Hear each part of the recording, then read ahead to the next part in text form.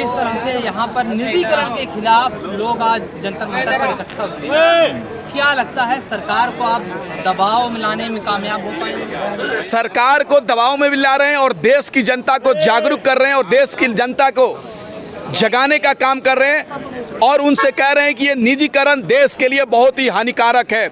ये सरकार कह रही है हम निजीकरण नहीं कर रहे हैं बल्कि किराए पे देने का काम कर रहे हैं। तो प्रधानमंत्री जी, मैं भी किराए के मकान पर रहता हूं, लेकिन मैं किराए के मकान में मकान मालिक का नाम लिखा रहता है, किराएदार का नहीं लिखा रहता है। अगर आप रेलवे को किराए पे दे रहे हैं तो अडानी ग्रुप क्यों लिखा जा रहा है? प्रधानमंत्री, मैं आपसे जवाब चाहता हूँ, बिरला ग्रुप क्यों लिखा रहता है? अडानी और अंबानी का नाम उस रेलवे और तमाम चीज़ों पे क्यों लिखा जा रहा है? इससे सिद्ध हो रहा है कि निजीकरण के नाम पर आप रेलवे और तमाम चीजों को बेचना चाहते हैं। जिस तरीके से बेचकर बड़े बड़े चंद पूंजीपतियों को, अडानी अंबानी को, रामदेव बाबा को, तमाम उद्योगपति जो आपके समर्थक है उनको अमीर बनाना चाहते हैं, मालामाल बनाना चाहते हैं और इस देश के आम नागरिकों को आप भूखा मारना चाहते हैं। आज देश के अंदर तमाम लोग, भाई साहब ने एक बुनकर की बात कीजिए, गरीब की बात कीजिए, युवा की बात कीजिए, छात्र की बात कीजिए, नौजवान की बात कीजिए, महिला की सुरक्षा की बात कीजिए, किसान की बात कीजिए, ये सरकार ने सबको सड़क पर लाने का काम किया।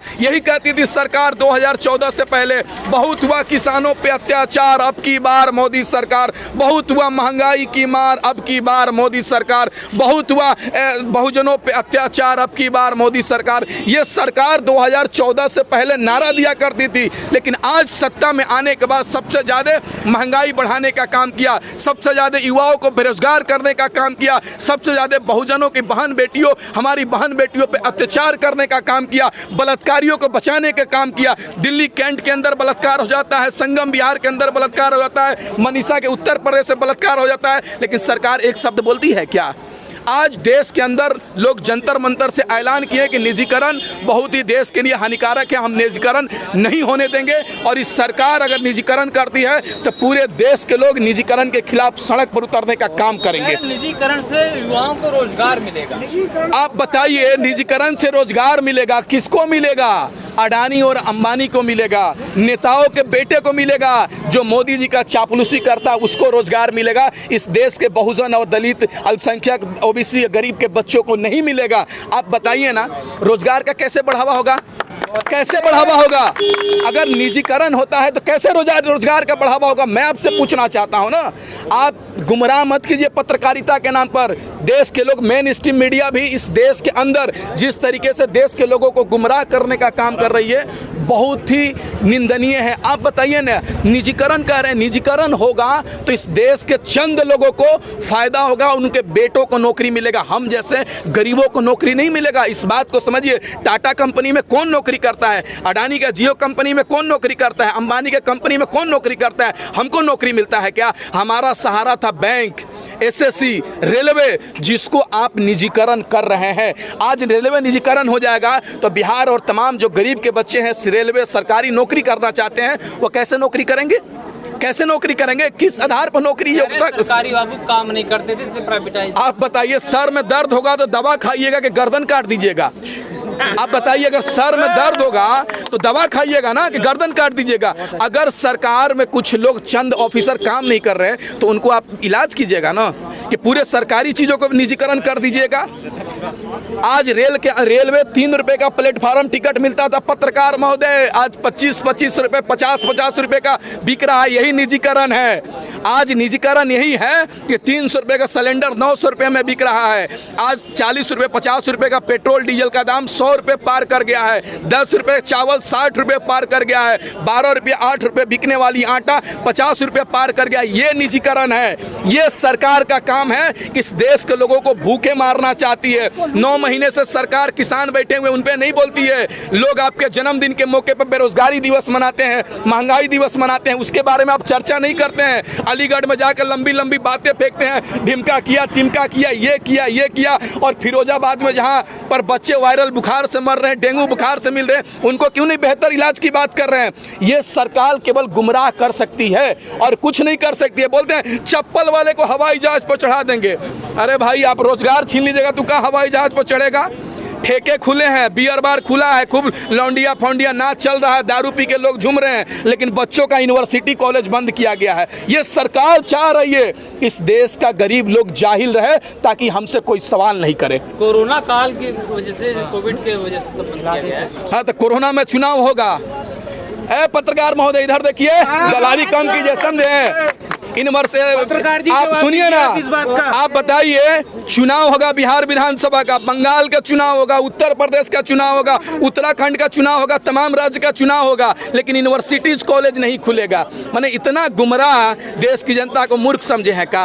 तमाम चीज आप कीजिएगा, लेकिन देश के बच्चों को पढ़ाई की बात आएगी तो आप कहेंगे कोरोना महामारी है, यूनिवर्सिटी खोलने की बात आएगी तो कोरोना महामारी है, और तमाम चीज के लिए खुलेगा बस, लेकिन यूनिवर्सिटीज कॉलेज नहीं खुलेगा।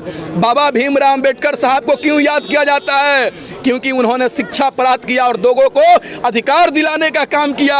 हम भी शिक्षा प्राप्त करेंगे, ये भी भाई शिक्षा प्राप्त करेगा, तभी हम अपने अधिकार के लिए और अपने लोगों का अधिकार के लिए लड़ सकते हैं। तो प्रधानमंत्री सबका साथ है, सबका विकास हो रहा है, सबका विकास। नहीं नहीं नहीं नहीं, विश्वास भी है। नहीं नहीं नहीं, आप नारा सुने नहीं। सबका साथ सबका विनाश, चाहे युवा हो, चाहे महिला हो, चाहे देश का आम नागरिक हो, ये सरकार किसको भला करने का काम की है? बस 2-3 लोगों का, अडानी और अंबानी, 2 आंख वाले रामदेव बाबा, और किसी को फायदा नहीं पहुंचा इस देश में, किसी को फायदा नहीं पहुंचा है। आज देश के अंदर क्या समझते हैं, जब किसान के खेत से टमाटर निकलता है तो 2 रुपए कोई नहीं खरीदता है, लेकिन महेंद्र सिंह धोनी के फार्म हाउस से निकलता है तो 100 रुपए बिकता है। क्यों? जब चिप्स कंपनी आलू बेचती है छील कर मसाला मार के तो 1000 रुपए किलो बिकता है, लेकिन किसानों का आलू 5 रुपए कोई नहीं बिकता है। क्यों? किसानों का चावल तुम 1000 रुपए कुंटल लोगे और वही चावल को तुम पॉलिश करके 100 रुपए किलो बेचोगे, ऐसा नहीं चलेगा।